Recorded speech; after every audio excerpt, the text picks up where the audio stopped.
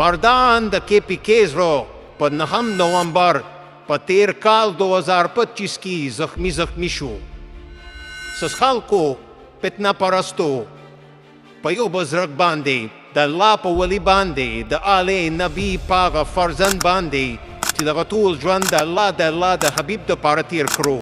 هغه ژوند د اتحاد دپاره هغه مجاهدو مبلغو الحسنی والحسینی حضرت مولانا سید ضیاء الحسن باندې دی دا تورو لګو چې دا قادیانی دی مزار مکمل طور باندې شهید کړو. په هغه مزار باندې د کلمې بیرغو آیت قرآن مجیدو هلته چې کوم دی درود شریف لیکلی شو دی دا ویم دی حاضر نکو ناره والا چې نعوذ بالله دا قادیانی دی او د تاریخ چو ګورو دا مبلغ دا مجاهد دا د نبی پاک صلی الله علیه وسلم عاشق د په لاس باندې زرګاو خلکو اسلام قبول کړو. دا د اتحاد بین المسلمین دا یو د ټولو خلکو سره د مینه وه.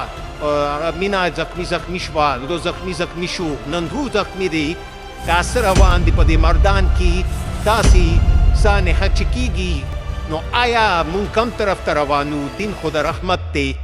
الله دې په دې خلکو رحم وکړي، حق دې وپېژني، آل د نبي سره دې مینه وکړي.